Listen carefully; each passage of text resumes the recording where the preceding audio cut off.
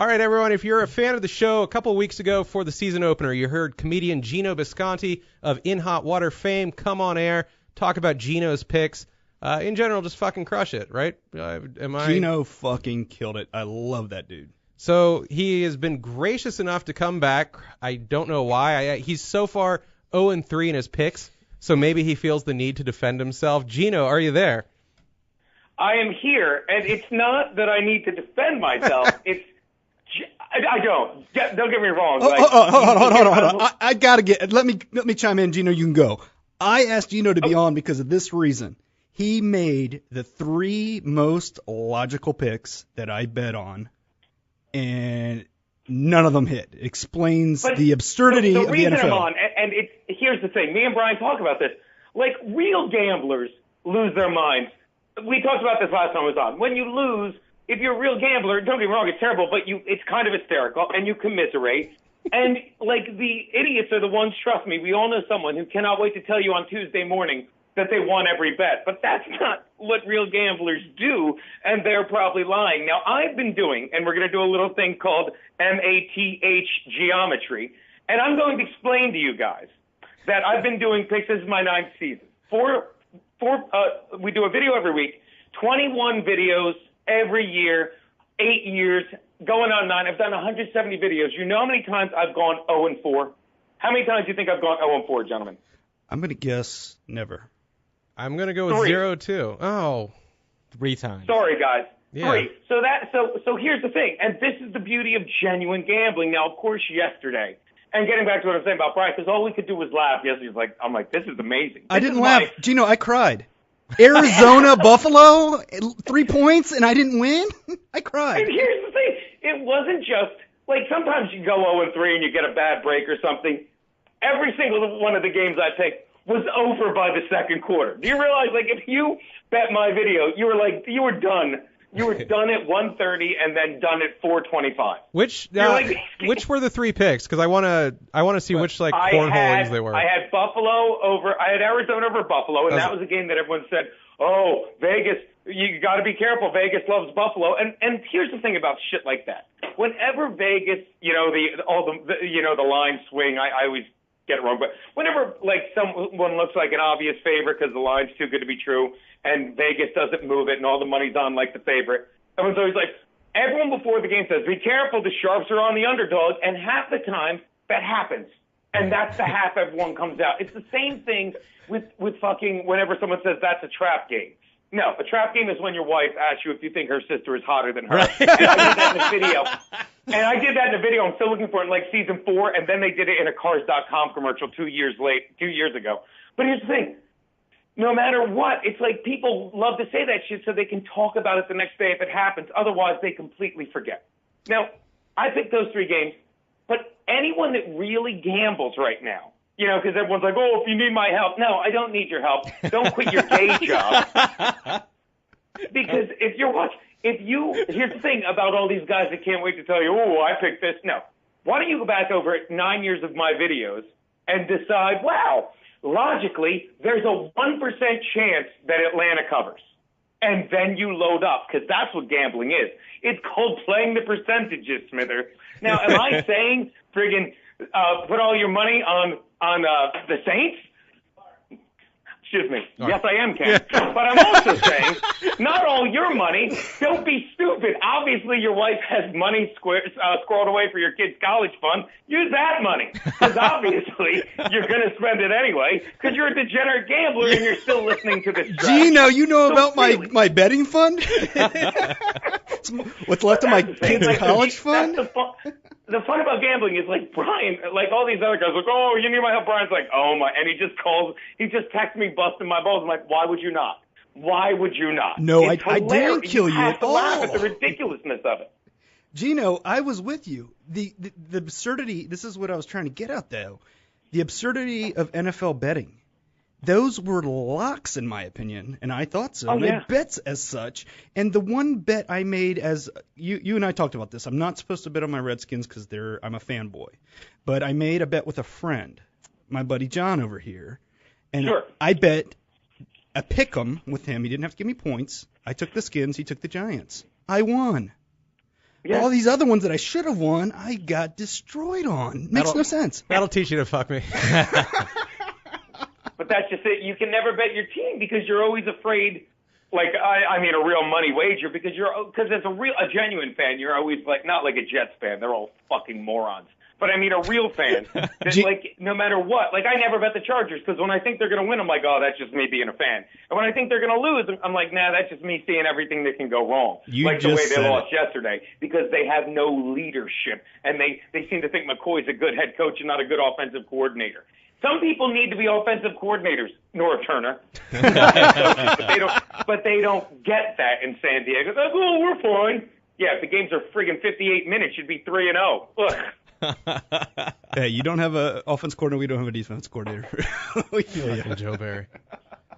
It's funny, by the way, when you talk about Brian over here pilfering his kids' college fund. Like I'm familiar with modern finance, and yet anytime I'm thinking of him stealing from that, I'm just picturing like an old Utz cheese ball container that's filled with like loose change and ones and shit like that. And it's you just sticking your hand in like Pooh Bear with some honey. No, we call her Grandma. We call her Grandma Norman. That's who I fuck to get money to. While he's bet. yelling to his wife in the other room, "Yeah, honey, I'm just getting some eggs," and then you're just rifling through a cookie jar. My wife's a Charger fan like you, so she kind of understands how bad my team is, but she doesn't understand wanting to She bet. really loves the losers. Look at that. Yeah. See, I implied you were a loser. There you go. There you go. I kind of got it. It's okay. You don't have to explain your jokes here. Of course, the Chargers actually put it in twice in one afternoon, something you're not. All right. Hey, I'm getting old. I can't do that. I need to reload. Well, it must be hard with the condom. The condom! Oh, this guy's great. I can't wear them. I'm allergic. Sorry. I thought I was the only one that told that lie. Good man. I didn't watch the Chargers game yesterday. What the fuck happened? Like, all I heard in recap was that they shit the bed near the end again to General Sideburns, General Neckbeard. Because they can't finish, and that's because the Chargers. I said this.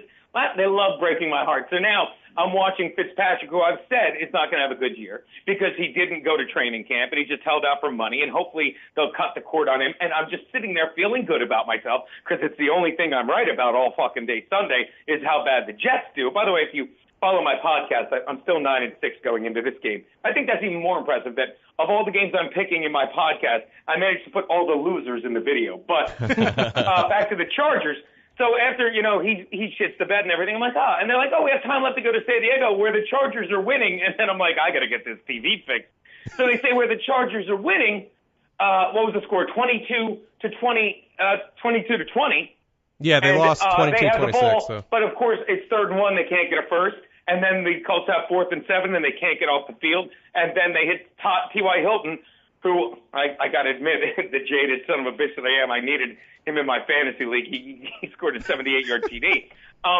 And they managed to blow that game again with 1:17 left. And then the announcers, so they go for 2, and the score is, what'd they go for 2 for? Oh, that's right. The Chargers had 23, and they scored 26, and then they go for 2, so they'll be up by 6. So if the Chargers get a touchdown, they can pray for a blocked extra point. Gotcha. They miss it, so now it's 23-26. The Chargers had missed an extra point earlier, and so they keep saying, wow, that missed extra point keeps coming into play. No, it doesn't, fuckstick, because if they had 24, they would have kicked the extra point for 27. They would have. They would not have risked, doing that so they could lose on a field goal. Stupid fucking people. Well, Geno, actually, you aren't 0-4 just yet this week. You got one more pick open as we're recording But that's this. what I'm saying. If you're a betting man and you're like, well, there's a 2% chance, there's a 98% chance he's not going to go winless, you load up on the Saints, motherfucker. Yeah, all right. So you got the Saints. The joke in the video was pretty good. I'm like, what happened to Matty Ice? They're like 5-13 over the last 18 games. I'm like, the last time I saw someone go off a cliff like that, I was watching Wile E. Coyote. Yeah. And if you bet the Falcons, you are Looney Tunes, my friends. I was pretty pleased with that one. What do you think is the future of Matty Ice? I mean, I look at him and I'm like, I would be so upset if that were my quarterback of the future. Well, right now they're saying he's the highest-rated fantasy back going or something, just because. But that was like Rivers last year when you're losing all your. Well, actually, they beat the Raiders once. Look, I don't know what's going on with the guy. That's just like the whole franchise is just not run well. That's the problem. Like when you have a guy like that and you're worried about him and Jones, and they just don't finish. Like there's so much. I said it earlier, and I love that phrase. There's something to be said about your defense getting off the field on third down. Because for all the pretty things you look at on offense, all the bells and whistles, if you can't, stop them, get your defense off the field, then you're done. And that's Atlanta's defense. They're just not that good. And now they're facing Drew Brees, who has the most 100-yard games in the history of Monday Night Football, on the 10-year anniversary of coming back to the Dome with a banged-up Julio Jones. Oh, I got to get that kid's college fund and friggin' double down on this bet, people. Hey, Geno, as the only motherfucker in this room, I always finish. And I have a hard time. I couldn't bet on New Orleans. I couldn't do it, even though it was Atlanta. And you guys can pummel me with this. But I just had to go lick my wounds and take my own 3-week. I just couldn't put the money on New Orleans. Who's at home? New Orleans is at home. Why couldn't you do it? Okay. Because my kid's college fund's empty. Because I'm out of money to waste. There you go. You can't waste money fast enough. Just skip the hooker fund this week. Put it on the Saints. You bite your tongue. No, I can't skip my hooker fund. Yeah, that's now I'm just talking stupid. There's no question about that. I will invest in a condom for that. A lambskin condom. That doubles the excitement if you bang a hooker with no condom. It's like, woo, does it burn? Does it not? We'll find out in an hour. I lose every time. But hey, Gene, I was going to ask you about the Eagles. Speaking of getting off the field on third down, I mean, you have everybody talking about their offense lately. Do you think that defense can carry the Eagles like pretty deep in the playoffs this year? I think the defense is a big part of what's going on now because people get so caught up, and I think Cleveland really, I love how I circle around every answer. Schwartz is what I said earlier about a coordinator versus head coach. He was a terrible head coach in Detroit. He wasn't made to be a head coach, but now comes over to the Eagles, first year there, and they are just making wholesale changes. Malcolm Jenkins goes from some guy that was getting burned every other play to the point where I was calling him Cookie Head Jenkins from the Hollywood Shuffle, to now he's coming up big on every play. And when you can stop a team, when the Steelers, I don't know how closely you watch that game, go right down the field to start the drive. I'm watching, being like, maybe I'll win one. And they go right down the field, they stall in the red zone, they block the field goal, and that sets the tone. And then the Eagles go down and they get a field goal. Then they stop them. The Eagles get a touchdown because Wentz is a smart player because everyone gets so, enamored with these kids that come out of college and they look like, RG3 and Michael Vick and they're, and they can do all this stuff. And then you're like, maybe you just need a guy like Tom Brady that can make smart decisions, that just sits there tall in the pocket and doesn't rush. People seem to somewhere along the way have forgotten that. And that's what Wentz is. Like Wentz can tuck the ball in and run. But he doesn't because he's patient and he waits. So to answer your question about the Eagles, I mean, and now they'll go on an 8-game skid because the Lord knows now because I'm wrong every time. This week I went against them because I said they played the two worst teams. I said you played the Browns and the Bears who stink. And of course, so I make the pick on the Steelers who are the number one ranked team in the NFL power-wise, and they go belly up. So now you've got to give Wentz his due. Not that I wasn't before, I just wasn't convinced. Now, you look at a guy that, I'm not saying this guy is putting the team on his shoulders and carrying them, because I'm saying the defense does a lot, but this guy doesn't make mistakes. I was wrong about Trevor Siemian. I'm like, take the Browns. It's his first game on the road. I mean, I'm so wrong about everything this week. It's hilarious. Not only did Siemian, who I said he'll struggle on the road, he had the historical best game of any quarterback in their first road game ever. Never in the history of the NFL, the guy that I said would struggle had a man thrown for 300 yards and 4 touchdowns in his first game as a road quarterback until this week because I opened my fucking mouth. I am just batting 1,000 this week. The one thing I hate about the coverage on Wentz is the way that they were comparing him to Ben Roethlisberger on Sunday, where I'm like, you got to be kidding me. How has he only played 3 games and he's suddenly up there with a guy who's won several Super Bowls? I think the comparison point for me is Nick Foles. I mean, that's a guy who had success in Philly, and that's about as good as I can say Wentz is right now. Suddenly, like, the media is saying he's a Hall of Famer. Hey, Wentz touched me under my no touch area after that game, so maybe him and Big Ben should be compared together. Well, these guys are paid, they have to make it exciting. They use superlatives like that. Like Foles is a good comparison. Cowherd today said he looked like, just in a passing statement, Cowherd today said he looked like Dan Fouts, which of course I remember because that's a Charger. But look, I watched the kid. I love the kid. Look, this is what I always, like Rivers is a great quarterback, but he's surrounded by idiots. And when that Hank Henry, I always forget his first name, their number one, their tight end draft pick that filled him for Gates out of Bama, fumbled it away. He was like, when T.Y. Hilton went down the field on that touchdown run, they asked him after the game, he's like, yeah, I didn't want him to get tackled once he broke into the open. I'm like, get him down the field, get him in the end zone, and give us a chance to get the ball back. Otherwise, they're going to run out the clock and kick the field goal. He goes out there, he hits Henry on a perfect slant, and the guy just doesn't protect the ball. Ugh. I mean, so you learn to appreciate smart quarterbacks, and I think Wentz is a smart quarterback. Do you know Wentz and Simeon are the two guys that haven't turned the ball over yet? Knock wood, not trying to jinx either one. Have not turned the ball over yet. Hey, man, I'll be real with you. Like, I'm struggling to get excited about the NFL right now because you got those two guys coming out of nowhere, starting fresh off this season. You got Dak Prescott playing pretty well.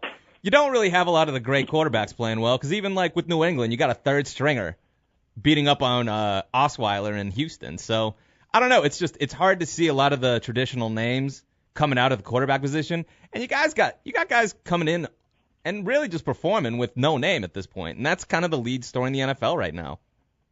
Well, I think another lead story in the NFL right now is just what a douchebag Roger Goodell is, and I love the fact that the Patriots are going to go 4-0, even though they suspended Brady, because that's how bad instant replay. And we've just become a culture of, where we replay everything, and we like in the old days, the classic example is the Immaculate Reception by Franco Harris, where anyone that's seen it will probably notice you don't see the football. Because back then you only had 2 cameras, you didn't have review, and whatever the refs called, they called. Because even to this day, I'm a firm believer, and I always say this because I've watched games and people are like, oh, that's a bad call. I'm like, if you are going to bitch about calls in football, then you're not allowed to watch it, at least not with me, because you won't enjoy it. Because I've always said, and now in this day and age especially, if the game comes down to a call where the ref got it wrong and you lost, then you didn't play well enough to win. I'm sorry, you did not.